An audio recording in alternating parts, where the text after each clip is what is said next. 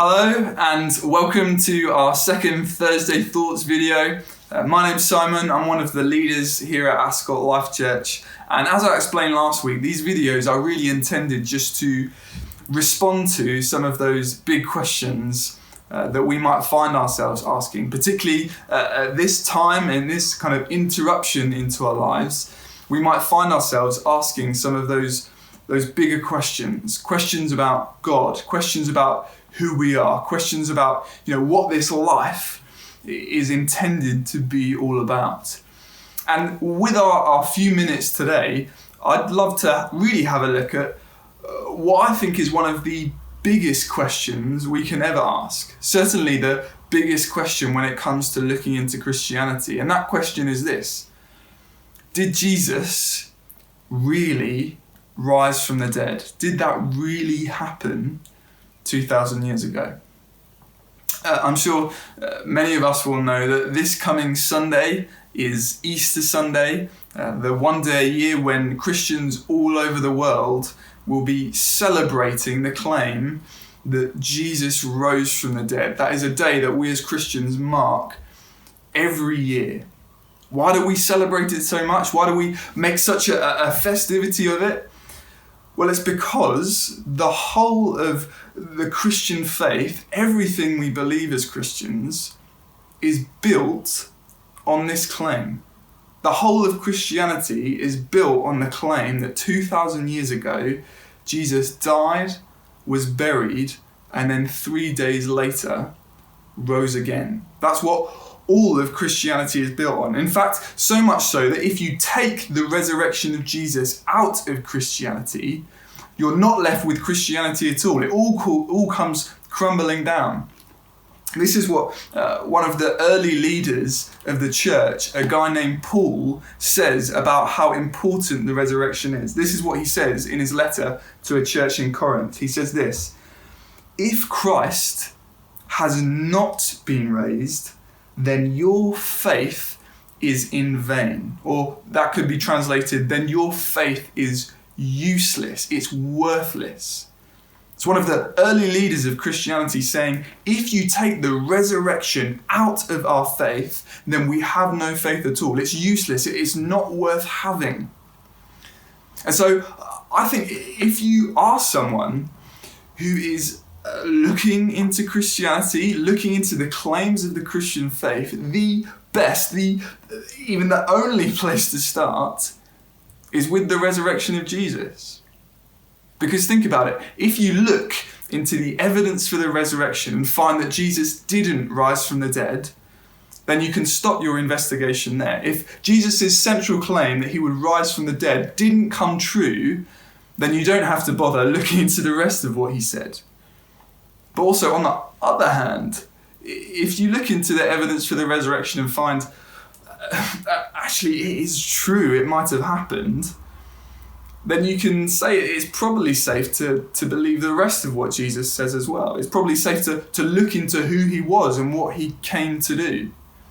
So if you find yourself maybe watching this video not as a Christian, just looking into these things, I'd say this is the most important question you can ask. Did Jesus actually rise from the dead? And the thing is, what many people have found over the centuries is that even though the claim that Jesus rose from the dead is startling, even unbelievable when you first hear it, what myself and many others have found is that when you actually look into the evidence, as unbelievable as it is, it actually seems true. It actually seems plausible that event 2,000 years ago actually happened. And so just with the final part of this video, I just want to firstly look at 3 pieces of evidence that we have to hold when we look into the resurrection of Jesus, and then 3 alternative explanations we can give for this evidence. So firstly, what is the evidence surrounding Jesus' resurrection? Well, the first thing we know for sure is that Jesus was crucified, that 2,000 years ago, Jesus was nailed to a cross and crucified by the Romans. We know this not just because it says it in the Bible and says it 4 times by a number of different authors, but also because there are sources outside of the Bible which claim this to be the case. I want to read to you a quote from Tacitus, who's a Roman historian who wrote about 1st century Roman Empire, one of the most reliable sources we have for ancient history. And this is what he says in one of his books. He says this: Christus, that is Jesus Christ, Christus suffered the extreme penalty during the reign of Tiberius at the hands of one of our procurators, Pontius Pilate. That is someone outside of the Bible, by no means a Christian, but still saying, yes, it happened that in 30 AD or thereabouts, Jesus was crucified by Pontius Pilate. So that's the first thing we can be pretty sure of, is that Jesus was crucified. The second thing we're pretty sure of is that shortly after Jesus was crucified, there were people going around claiming that he had risen from the dead. We know this, of course, mostly from the fact that in the Bible, particularly in the New Testament, we have letters and reports of people claiming exactly this, claiming that Jesus has risen. Some of them even claiming that they've seen the risen Jesus. And we also know, again, from other historical sources that, yes, shortly after 30 AD, there were people, many people in some cases, claiming that Jesus had risen from the dead.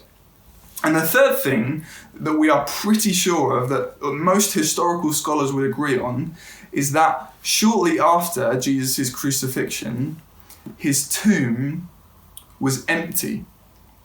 And the reason we're pretty sure of this third fact is because, just think about this, if you were living in Jerusalem at the time of these events, and there were some people going around that Jesus had risen from the dead, but he was still in his tomb, then all you would have to do to shut up the Christians who were claiming this nonsense was go to the tomb and show them the body.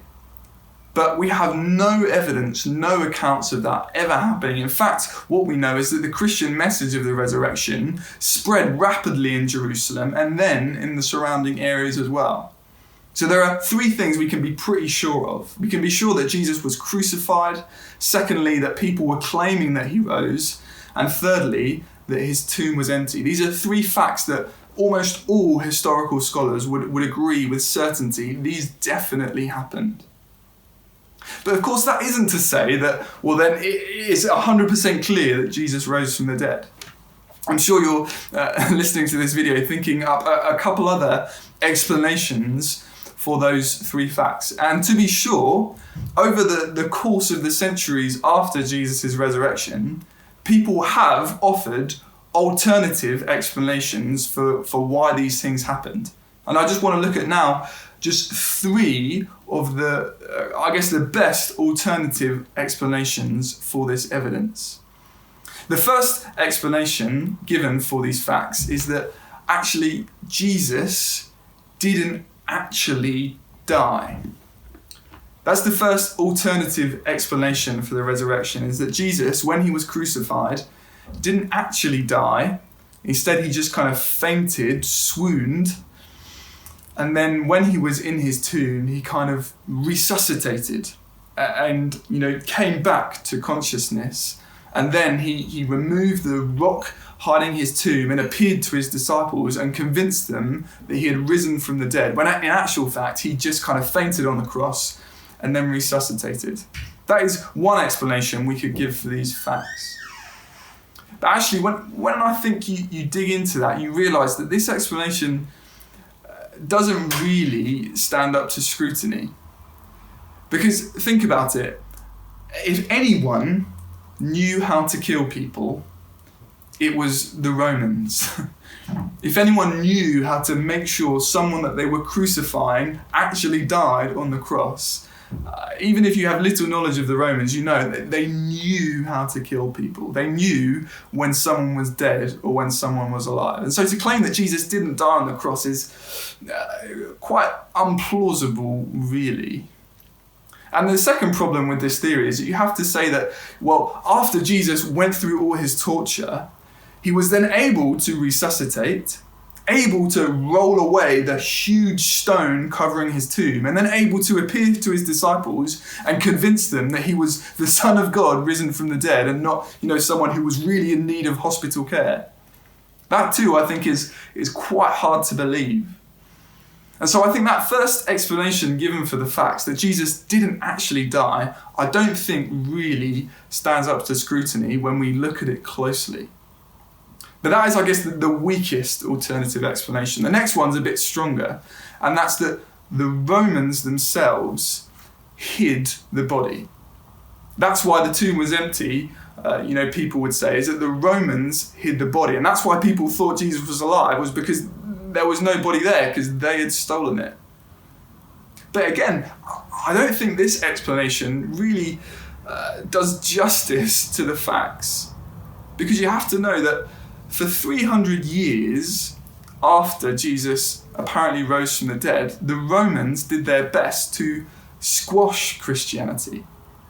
The Roman Empire was not a fan of divisive religious sects, promoting their beliefs in their empire. They didn't want people, causing division with crazy claims like someone had risen from the dead. And so they were keen to squash those sort of things. And so you have to say, if the Romans actually did hide the body, if that's the reason the tomb was empty, then it doesn't really make sense that when Christianity did start spreading and when Christians started claiming that Jesus had risen from the dead, it doesn't make sense that the Romans didn't then just present the body and squash it in its infancy and say, no, what you're claiming didn't happen because here's the body. And yet, as I said earlier, we have no evidence, no account that any such thing ever happened or even was claimed to happen. So the second alternative explanation, that the Romans hid the body, again, I don't think holds up to scrutiny either. And that leaves us with one more alternative explanation, which is this, that the disciples stole the body. This, I think, is really the most plausible alternative explanation, that Jesus' disciples, after realizing that he died, thought, we got to make a religion out of this, and so they went and stole the body and then started claiming to everyone, Jesus is risen, he's not here, he's not in the tomb. But again, I don't think this really stands up to scrutiny. Firstly, because for this explanation to be true, we have to imagine that a ragtag group of teenage fishermen were able to overpower Roman soldiers to get into Jesus' tomb. Jesus' tomb, we know, would have had Roman guards standing outside of it, making sure no one got in to rob the grave. And to imagine that Jesus' disciples were able to overpower these Roman guards, I don't think that's good history. I don't think that's a good explanation for what went on. And secondly, I don't think we can believe that the disciples stole the body and then made up this big lie that Jesus rose from the dead, because we know that almost all of them died for this lie. Jesus' first disciples, those who kind of began spreading the Christian faith, they didn't make money from it. It didn't win them fame and lots of, magazine photo shoots for being the ones who spread the good news. No, what they got was martyrdom. What they got was hunger, was shipwrecks. They suffered a lot for telling people that Jesus rose from the dead. And you have to say, if that was all a lie, if they were making it up all along, surely someone would have said, guys, I'm not going through this to bolster this lie we're making. It's not worth it. And yet we know that all of them went through suffering to claim that this was truth. They were sure of it themselves. They believed it so much they were willing to die for it. People don't do that for something that they know is a lie. And so those three alternative explanations, that Jesus didn't die, that the Romans hid the body, and then lastly that the disciples hid the body, I don't think any of them can really stand up to scrutiny. Which then leaves us with this, I guess, startling final option, which is that Jesus actually did rise from the dead. I think ultimately that's That's where the evidence points us, isn't it? That what Christians have claimed for 2,000 years actually happened. Now, listen to me. I know that is startling. We know that people don't rise from the dead all the time. It's very implausible. I get that. But you've got to know that the people that first saw Jesus, they too were not expecting him to rise from the dead. In fact, we know that the first two people to find Jesus' tomb empty were going there not to see if it was empty and to see if he had risen. No, they were going there to anoint his body. They weren't expecting a resurrection. They knew just as well as we do that people don't just rise from the dead every Sunday. And yet they saw the evidence, and the only conclusion they could make was that he's actually risen. It's actually happened. And for the same reason, many, many people over hundreds and hundreds of years have looked into the evidence, looked at the other options, and been only able to come to the conclusion that actually Jesus did rise. I think when you look into the evidence, when you look into the history, the implausible actually lends itself as the only good explanation for the facts. When you look into the evidence, it seems that the unbelievable is true, that Jesus actually did rise from the dead. So I hope that's helped answer that question for why we as Christians believe that Jesus actually did rise from the dead. But I guess following that, there has to be a second question, which is this. Well, what does it mean? What does Jesus' resurrection mean for us, mean for me? And if you'd like to find out more about that, I'd love to invite you to our Easter service this Sunday at 10 o'clock. One of our leaders, Dave Rogers, is going to be speaking on Jesus' resurrection and what it means for us. And you'd be more than welcome to tune in that on our live stream on Facebook, YouTube, and on our website. It'd be brilliant to see you there. But that's enough from me. Hope that's been helpful and looking forward to seeing you on more of these video streams. Thanks.